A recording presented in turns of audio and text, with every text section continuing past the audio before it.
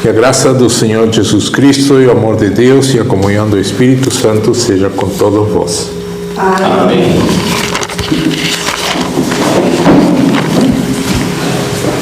Neste domingo 12 de julho de 2026, quero convidar a congregação a abrir as suas Bíblias em Romanos capítulo 8. E vamos pensar algumas lições importantes do versículo 12 ao 17. Romanos 8, 12 a 17.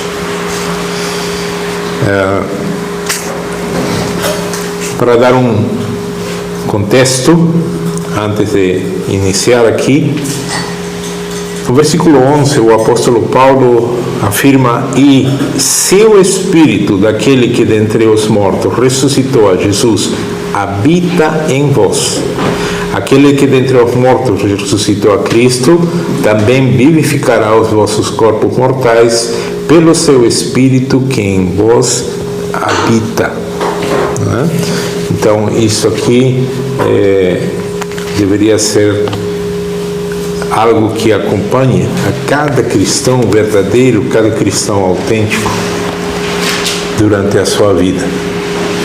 A ciência, a consciência de que o Espírito Santo habita na vida, no íntimo daquele que crê no Senhor Jesus Cristo. Então, hoje eu queria ver como nós, como cristãos, temos privilégios e responsabilidades como filhos de Deus. Essa passagem aqui, Romanos 8, 12 a 17, é uma das passagens que o apóstolo Paulo constrói um raciocínio progressivo, é um increscendo, apontando para as mudanças que o próprio Deus opera na vida de todo aquele que crê no Senhor Jesus. Há umas mudanças que são operadas na vida daquele que crê. E a primeira delas é mudança de obrigação. Como assim mudança de obrigação? Vejamos o versículo 12. De maneira que, irmãos, somos devedores. Observem a afirmação. Somos devedores. Não à carne, para viver segundo a carne. Então, há uma mudança de obrigação. Somos devedores, está afirmando aí. Não há carne, para viver segundo a carne. Mas, somos devedores agora para viver segundo a vontade daquele que nos chamou das trevas para a sua maravilhosa luz. Então, nós estamos em dívida. Nós estamos em dívida. Os cristãos estamos em dívida. Muitos vão pela vida com o falso ensinamento de que agora são livres e agora estão liberados, é um libera geral. E não é por aí de maneira alguma. O apóstolo, na carta aos Romanos também, nos capítulos anteriores, nós já vimos isso, que ele disse: então, pecaremos porque estamos debaixo da graça e não debaixo da lei? E o apóstolo nos diz o quê? De jeito nenhum, de maneira nenhuma. De jeito nenhum. Não é porque agora estamos livres que está liberado geral. Não é. E aqui ele nos está colocando que somos devedores. Não a carne para viver segundo a carne, mas somos devedores para aquele que nos trouxe das trevas para o seu reino de luz. Somos devedores para aquele que nos comprou com o seu próprio sangue. Nós somos comprados. A palavra de Deus nos coloca isso bem claro, Fostes comprados.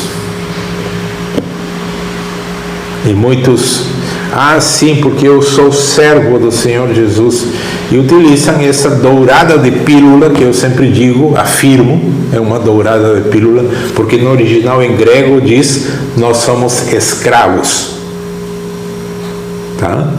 Por isso que o apóstolo Pedro, escrevendo a sua carta, nos diz, vocês não foram comprados nem com ouro, nem com prata. Com que se compravam os escravos naqueles séculos passados? Com algum tipo de valor, de dinheiro, algum tipo de metal precioso. Compravam escravos. Né? E aqui o apóstolo, tanto o apóstolo Paulo como Pedro, nos colocam claramente isso. Né?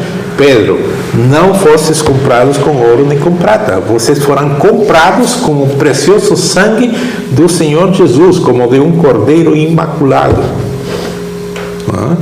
E o apóstolo Paulo, escrevendo aos Romanos, ele coloca claramente isso. Então há uma mudança de obrigação, somos devedores. E a segunda mudança é uma mudança de conduta. Como assim? No versículo 13 está escrito, porque se viverdes segundo a carne, morrereis. Mas se pelo Espírito mortificardes as obras do corpo, vivereis. Pelo Espírito, então, não é algo que o ser humano natural, né, vai alguma vez conseguir fazer. O ser humano natural vai se mover entre a sarge, que é carne em grego, e o psique, que é alma em grego. E aqui não diz, né, porque se viver segundo a carne morrereis, mas se pelo psique. Aqui não diz isso. Aqui diz claramente, se pelo Espírito. E aqui se refere a algo que o ser humano não tem. Como que não tem? Nós não temos Espírito? Não. Nós temos corpo e alma. Não, mas a Bíblia fala de Espírito. Sim. A Bíblia fala que nós, os que cremos no Senhor Jesus, temos o arrabon. Arrabon, o que é isso? Arrabon é no grego, né? E em português, como se chama?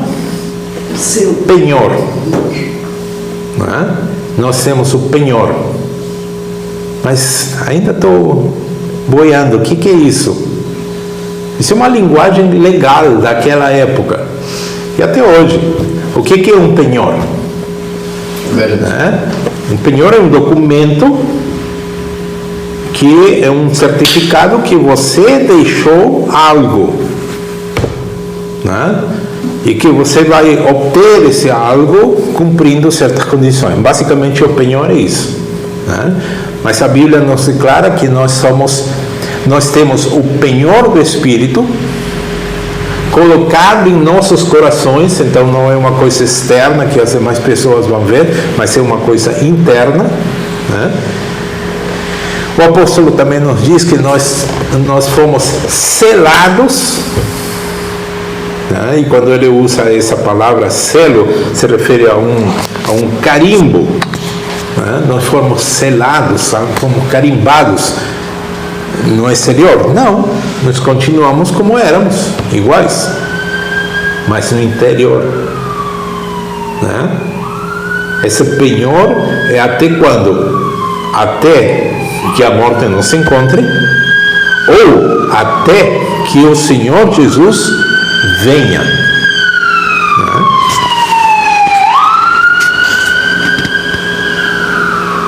Então, quando aqui diz, se pelo Espírito mortificar dessas obras do corpo, aqui se refere a esse Espírito que em vos habita. Né? E se nós retrocedermos para o Evangelho de João, vamos para o Evangelho de João, capítulo 14.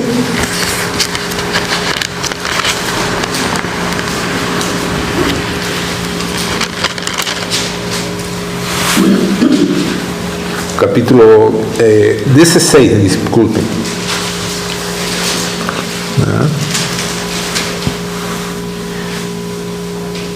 No capítulo 16, o Senhor Jesus, referindo-se ao Espírito Santo, diz, no versículo 13, João 16, 13, mas quando vier aquele Espírito da verdade, ele vos guiará em toda a verdade, porque não falará de si mesmo, mas dirá tudo o que tiver ouvido e vos anunciará o que há de vir. Ele me glorificará, porque há de receber do que é meu e vou-lo há de anunciar. E retrocedendo a página, fazendo uma ligação com o capítulo 14 que eu havia mencionado, no versículo 16, João 14, 16, e eu rogarei ao Pai e ele vos dará outro Consolador. Só que aqui outro Consolador Allos Paracletos. Há uns estudos atrás nós vimos isso, o Paracleto, que refere-se a advogado, mas temos que retroceder 2000 anos nos conceitos. E o que significava essa palavra Paráclito lá entre os gregos 2000 anos atrás? Significava advogado, ou atual advogado, significava conselheiro, que é um bom advogado também serve como conselheiro. Olha, você vai se comportar assim, assim, assim, não pode dizer isso, não pode dizer aquilo, não pode fazer isso, não pode fazer aquilo. Um bom advogado faz isso. Funciona como um conselheiro, porque estamos nos deparando diante da lei. Então, e também é aquele que anima, aquele que encoraja. Isso é a palavra Paráclito lá de 2000 anos atrás. E aqui o Senhor Jesus nos diz, e eu rogarei ao Pai e ele vos dará outro Consolador. A palavra Consolador fica aquém dos conceitos de Paráclito. Então, allos Paráclito ou heteros Paráclito. Qual é a palavra? Por quê? Porque só para a palavra outro, em português não temos outra palavra para outro, mas no grego sim, são allos e hétero. Hétero, exato, hétero. O que significa hétero hoje? Homo é do mesmo, certo? E hétero é do outro. Outro diferente, tem outras características, percebe? Então, a palavra aqui usada no grego é allos, que significa outro, mas outro da mesma substância, das mesmas características. Então, eu rogarei ao Pai e ele vos dará outro, não hétero, outro diferente, totalmente diferente, não. Outro no sentido de igual que eu. Percebem? Esse negócio aí de trindade não entra na minha cabeça, isso foi inventado pelos padres. Não. Quando a gente vê nas palavras, a gente vê nas escrituras, só podemos chegar à conclusão.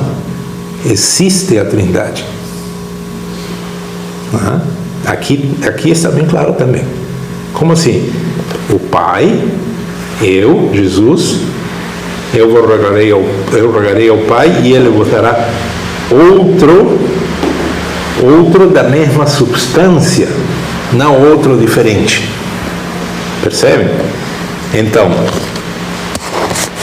esse Consolador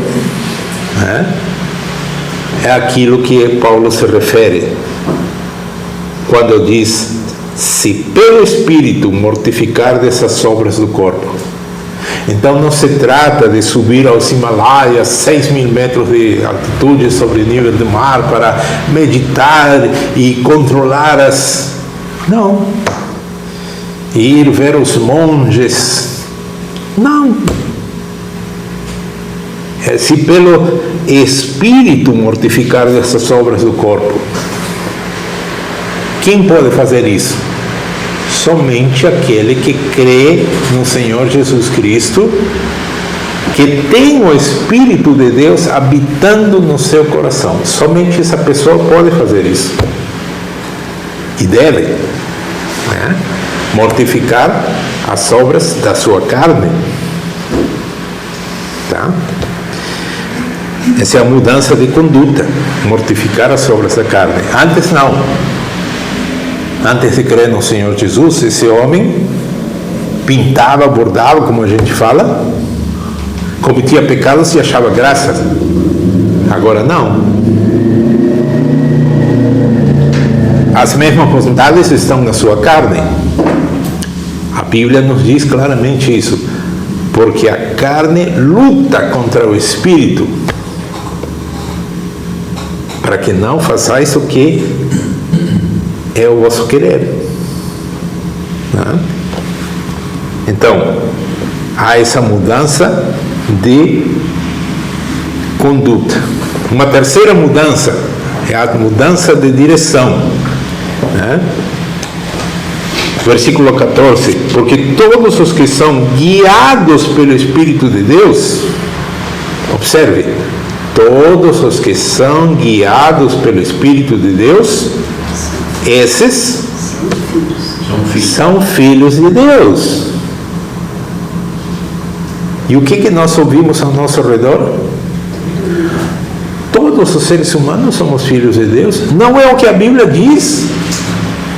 A Bíblia não diz que todos os seres humanos são filhos de Deus. Aqui está bem claro. Porque todos os que são guiados pelo Espírito de Deus, esses são filhos de Deus. Então, se você vê alguém que está sendo guiado para tudo aquilo que Deus condena, esse aí é um filho de Deus? Não. A Bíblia chama filhos da ira, a Bíblia chama filhos da desobediência, e Paulo diz, entre os quais, entre esses filhos da ira, filhos da desobediência, também andávamos nós todos, nós da igreja, andávamos entre eles,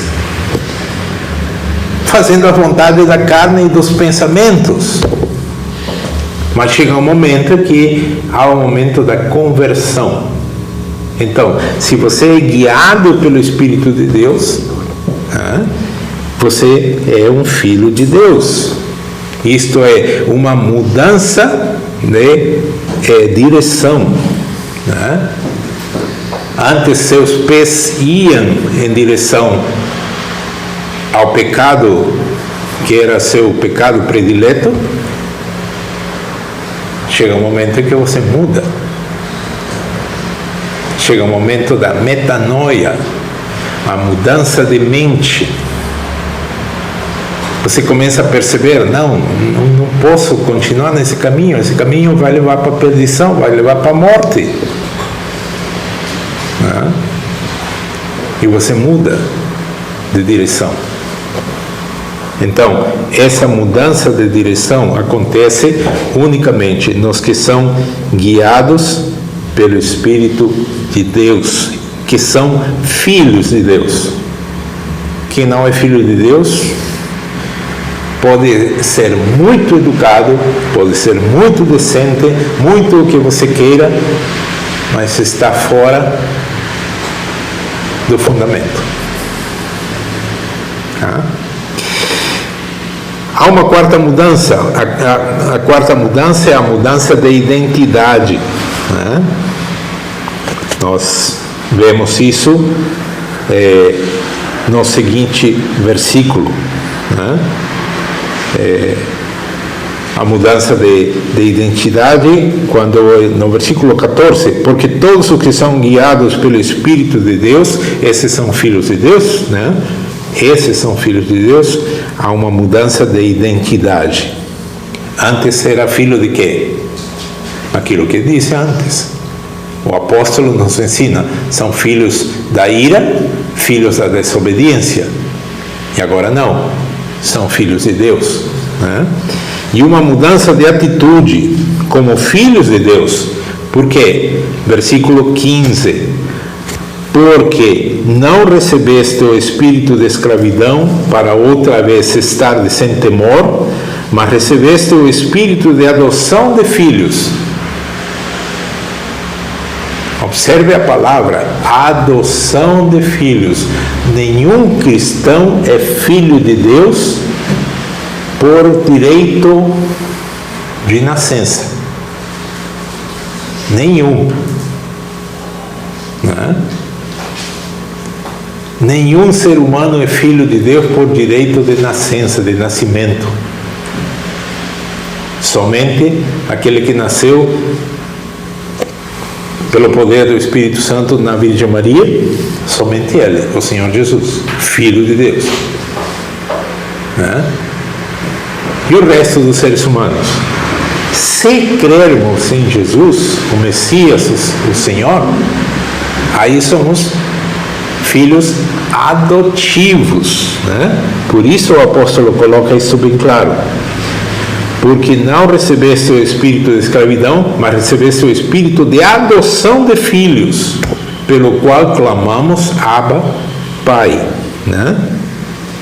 E no versículo 16, o mesmo Espírito, que é o Espírito Santo, que em vós habita, o apóstolo falou no versículo 11 bem claramente, né? O mesmo Espírito testifica com o nosso Espírito que somos filhos de Deus.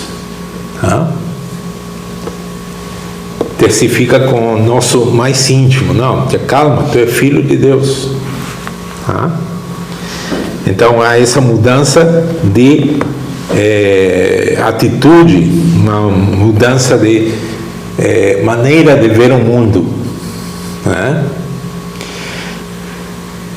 E por último, no versículo 17, e se nós somos filhos, somos logo herdeiros, e também herdeiros de Deus, e co-herdeiros. Co significa junto.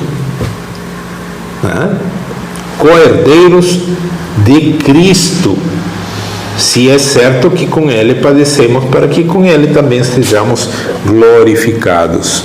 Há uma mudança de destino, co-herdeiros de Cristo. Por isso eu antes falei da promessa cumprida do Senhor Jesus, que Ele disse, e eu rogarei ao Pai, e Ele vos dará outro Consolador, para que fique convosco para sempre. Ele vos dará outro Consolador. Já havíamos visto como esse outro não se refere a outro diferente, mas outro da mesma natureza. Igual a Ele.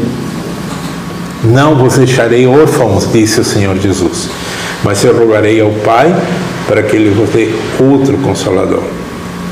Os apóstolos, os discípulos que estavam rodeando o Senhor estavam tristes porque pensaram que iam ficar sozinhos. E Ele disse, não vos deixarei órfãos. É necessário que eu vá. Porque se eu não for, o Paráclito não vai vir. Se eu não for, esse Espírito não pode vir e habitar em cada um de vós. É necessário que eu vá. Percebe? E isso Ele cumpriu quando? No Pentecostes, o Espírito desceu sobre a igreja. E se cumpriu, e até hoje está cumprida a promessa do Senhor.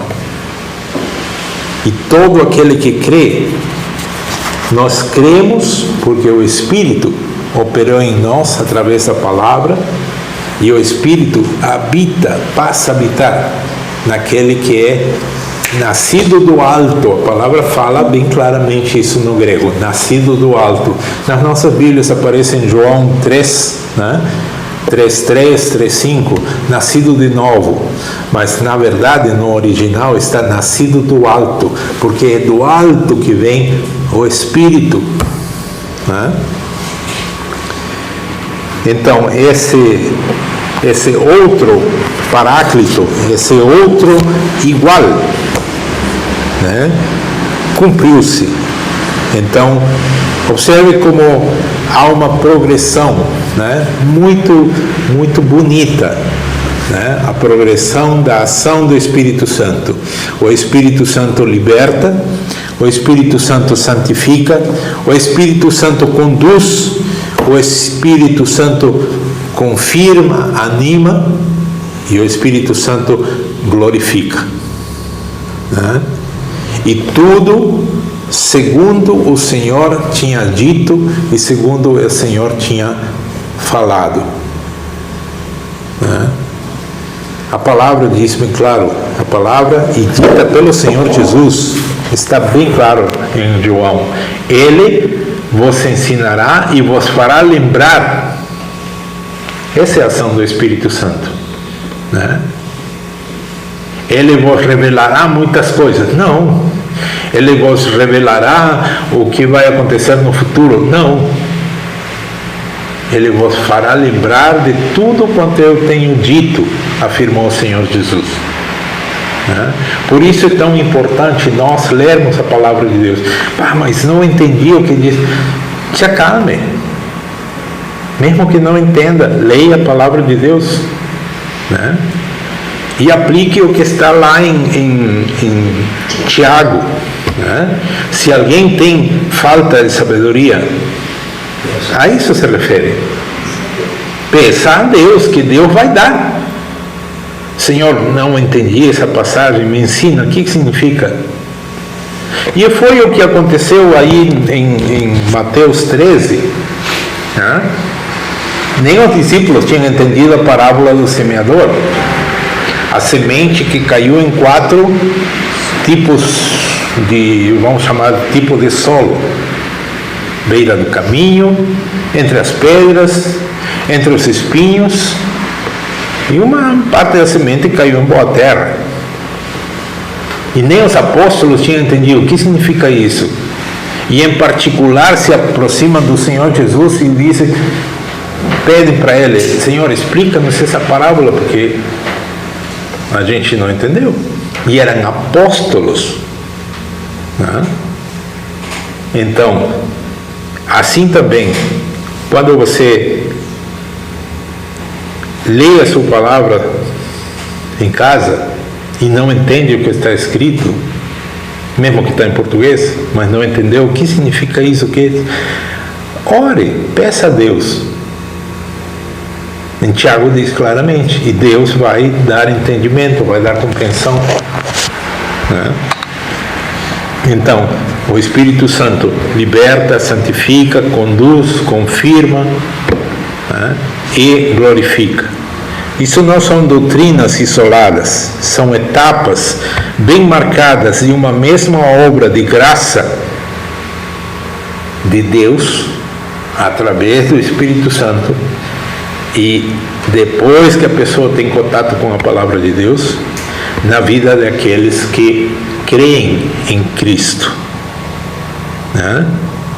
Tudo isso também nos prepara para o que está registrado aqui mesmo no capítulo 8, né? Nos últimos 2 versículos, onde está escrito: porque eu estou certo de que nem a morte, nem a vida, nem os anjos, nem os principados, nem as potestades, nem o presente, nem o porvir, nem a altura, nem a profundidade, nem alguma outra criatura, algo que foi criado, nos poderá separar do amor de Deus que está em Cristo Jesus, nosso Senhor, né?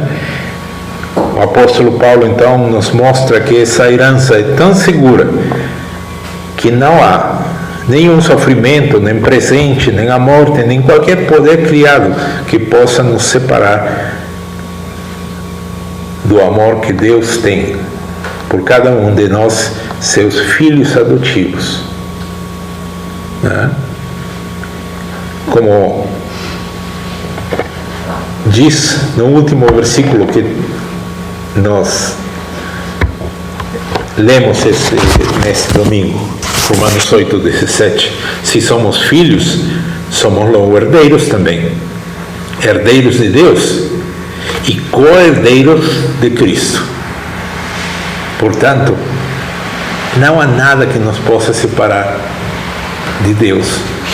Que essa certeza, essa convicção profunda, dada pelo Espírito Santo, que habita no cristão verdadeiro, que isto nos conceda, né, essa paz, essa tranquilidade.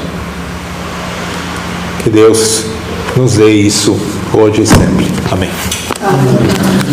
E aí, Deus, o puro coração, renova em mim espírito reto, não me lances fora da tua presença, e não retires de mim o teu Espírito Santo. Torna a alegria da tua salvação e sustém-me com